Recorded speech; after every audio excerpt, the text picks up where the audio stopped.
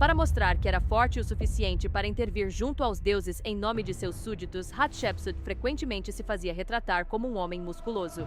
Por 3.000 anos, a mulher mais poderosa do Egito Antigo esteve desaparecida. Seu enteado mandou apagar seu nome de todas as paredes. Egiptólogos passaram por cima de seu corpo durante um século, e quando os cientistas finalmente a encontraram, a verdade era mais sombria do que qualquer trama de assassinato. O que matou Hatshepsut não foi uma lâmina nem uma taça envenenada. Foi algo que ela passava na própria pele todas as manhãs. O corpo no chão.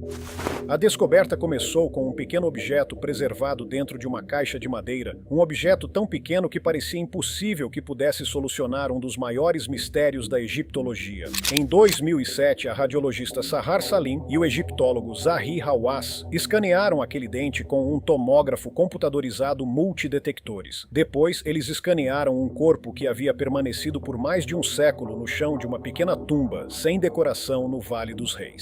Howard Carter passou por ela em 1903. Edward Ayrton passou por ela em 1906. Donald Ryan redescobriu a tumba em 1989 e registrou o corpo, mas não sua identidade. Por mais de 100 anos, a egiptologia a catalogou como uma possível ama de leite real, ou simplesmente como alguém que ninguém conseguia identificar. O dente combinava com ela. O indivíduo era do sexo feminino, tinha entre 50 e 60 anos, cerca de 159 centímetros de altura, pouco mais de 5 pés e 2 polegadas. Seu corpo apresentava obesidade severa para sua estrutura física. Ela foi encontrada no chão da tumba, KV-60, e reidentificada em 2007 por meio da caixa de madeira de Deir el-Bahari, hoje no Museu Egípcio do Cairo. Sua preservação foi prejudicada por 3.000 anos deitada horizontalmente no chão de uma tumba, por decomposição parcial antes da mumificação e pelo calor. Seus órgãos haviam sido removidos durante o embalsamamento. As vísceras sobreviventes estavam na caixa, mas nenhuma causa formal da morte jamais havia sido registrada, porque durante a maior parte de 3.500 anos, a história sequer sabia onde ela estava. Agora o caso estava aberto e as evidências apontavam para direções diferentes. O corpo dizia uma coisa, a caixa de madeira dizia outra, e um pequeno frasco no Museu Egípcio de Bonn, examinado em 2011, revelaria algo mais perturbador do que ambos. Mas, para entender o corpo, primeiro precisamos entender a mulher que se tornou faraó. Ela era Hatshepsut, a primeira rainha governante da 18ª dinastia do Egito, filha de Tutemés I, esposa e meia-irmã de Tutemés II e madrasta e tia de Tutemés III. Ela começou como regente de seu enteado e depois governou por direito próprio durante cerca de 22 anos. Ela usava os símbolos da realeza plena, incluindo a falsa barba dos faraós homens. Enviou expedições a Punt que retornaram com árvores de incenso e animais que ninguém em sua corte havia visto antes. Construiu o templo mortuário de Deir el-Bahari, a pouca distância de onde seu corpo mais tarde seria deixado no chão. Ela morreu por volta de 1458 a.C.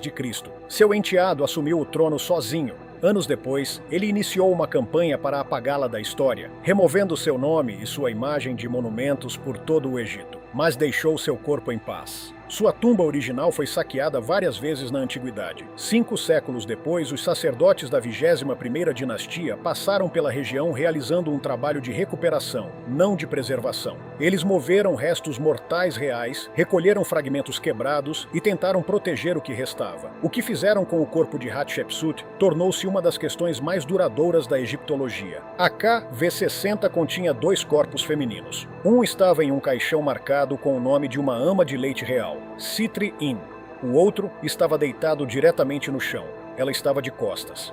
Seu braço esquerdo estava flexionado sobre o peito, em uma posição frequentemente descrita como real. Ela era visivelmente obesa. Não havia caixão, inscrição, nem qualquer identificação evidente. Carter descreveu brevemente a tumba e a fechou. Ayrton mais tarde removeu o caixão de Sitrin para o Museu Egípcio e deixou a segunda múmia onde estava. A tumba foi selada, esquecida e reduzida a uma nota de rodapé. A múmia obesa no chão tornou-se uma curiosidade. Em 1989, Donald Ryan redescobriu a KV-60. Ele a mapeou novamente, registrou o segundo corpo e sugeriu que ela poderia pertencer ao grupo das mulheres reais desaparecidas da 18ª dinastia. dinastia, mas ele não possuía as ferramentas de imagem necessárias para provar isso. Então a múmia foi colocada em um novo caixão, a tumba foi selada mais uma vez e a pergunta permaneceu sem resposta. Esse era o histórico. 104 anos passando por cima de um corpo, teorias colocando Hatshepsut em todos os lugares, menos na câmara onde ela realmente estava, o caixão de uma ama de leite no Cairo, uma segunda múmia no chão e ninguém fazendo a conexão.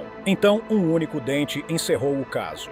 Em 2007, o Conselho Supremo de Antiguidades do Egito iniciou a identificação de múmias reais anônimas do Novo Reino usando tomografias computadorizadas. A múmia obesa da K V60 estava sem um molar. O alvéolo correspondia ao dente encontrado na caixa de madeira. A interpretação mais forte permitida pelos dados da tomografia era que o corpo que ninguém conseguira identificar por um século era Hatshepsut. Uma análise posterior contestou a correspondência dentária, mas a identificação continua sendo a interpretação mais aceita. Então o corpo começou a revelar a parte mais sombria da história. O que a autópsia encontrou. O exame externo revelou obesidade extensa, dobras excessivas de pele no abdômen e sinais de uma condição crônica de pele preservados no tronco. Seus ossos apresentavam osteoartrite avançada na coluna, quadris e joelhos. Suas articulações carregavam os danos causados por anos, sustentando muito peso em uma estrutura corporal pequena. Mas as tomografias revelaram algo além da artrite. Lesões apareceram na pelve e na parte inferior da coluna lombar, longe das margens articulares e das superfícies de sustentação de peso, localizadas profundamente na cavidade medular, na própria medula óssea. Essas lesões eram líticas. O osso havia sido destruído de dentro para fora. O padrão correspondia à doença óssea metastática, e a equipe de Salem interpretou a evidência como câncer metastático no momento da morte. O local primário já não estava preservado porque os órgãos haviam sido removidos, mas a disseminação era compatível com um câncer interno ou de tecido mole que avançara por meses, talvez mais tempo. Para uma mulher na faixa dos 50 anos com obesidade severa, doença metabólica, artrite avançada e câncer metastático, o corpo não precisava de uma única causa simples de morte. Ele tinha várias formas de falhar. Mas a causa do câncer tornou-se a próxima questão. Em 2011, o curador Michael Heveler Müller e o farmacêutico Helmut Wiedenfeld examinaram um pequeno frasco em Bonn. Ele trazia uma inscrição, identificando-o como pertencente a Hatshepsut. Quando o resíduo em seu interior foi analisado, descobriu-se que era uma preparação cosmética feita com óleo de palma, óleo de noz moscada, ácidos graxos oxidados, hidrocarbonetos aromáticos provenientes de substâncias como creosoto e asfalto, além de uma quantidade mensurável de benzoapireno. O benzoapireno é um hidrocarboneto aromático policíclico e um carcinógeno humano do grupo 1. Ele se liga ao DNA e se acumula nos tecidos. O frasco não era uma arma, era um cosmético, possivelmente mantido em sua penteadeira, em sua caixa de cosméticos ou próximo à sua cama. Se o resíduo refletia algo que ela usava diariamente, então, durante parte de sua vida adulta, Hatshepsut pode ter aplicado na própria pele uma preparação contendo substâncias carcinogênicas. E provavelmente fazia isso por um motivo, porque apresentava sinais de uma condição crônica de pele. E vários membros de sua família mostravam evidências de doenças inflamatórias da pele. Papiros médicos egípcios descrevem preparações semelhantes, usadas para tratar exatamente esse tipo de lesão cutânea. Em outras palavras, o tratamento destinado a aliviar uma doença pode ter contribuído silenciosamente para outra. O benzoapireno teria agido silenciosamente, invisível para qualquer médico do século XV a.C. Ele poderia danificar tecidos durante anos antes que um tumor se tornasse evidente, e quando o câncer se espalhou para os ossos, o corpo já estava próximo do colapso. O corpo não pode provar se a loção foi a principal causa, um fator contribuinte ou apenas um elemento menor entre outras exposições da Idade do Bronze, mas pode afirmar que o câncer estava presente. E o frasco pode afirmar que um carcinógeno humano conhecido fazia parte de um tratamento que ela pode ter usado durante anos. Havia mais. Sua boca apresentava múltiplos dentes cariados e abscessos dentários. Uma infecção dentária não tratada no mundo antigo podia estabilizar-se ou espalhar-se para os ossos e para a corrente sanguínea. Em uma paciente já debilitada por câncer metastático, uma infecção dentária grave poderia ter contribuído para o colapso final. Assim, a interpretação médica torna-se brutal. Carcinoma metastático avançado, sepse dentária grave, doença metabólica, obesidade, artrite, doença crônica de pele e provável exposição a uma preparação cosmética carcinogênica. A forma da morte permanece natural, mas sua etiologia torna-se mais sombria. O veredito. A data aproximada da morte situa-se por volta de 1458 a.C.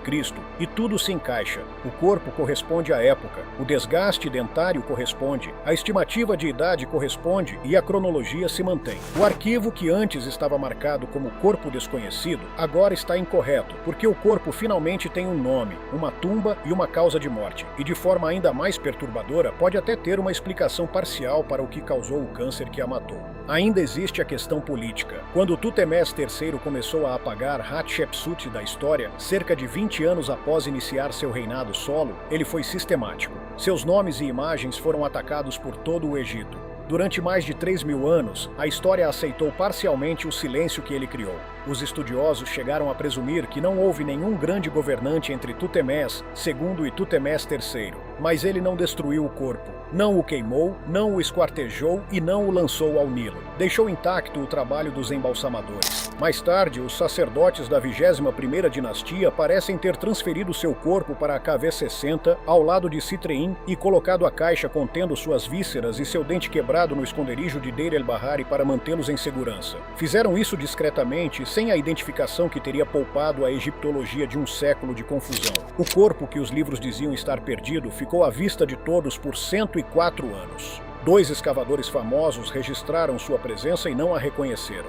A mulher que seu enteado tentou apagar sobreviveu a esse apagamento por 3.500 anos e foi identificada por um dente.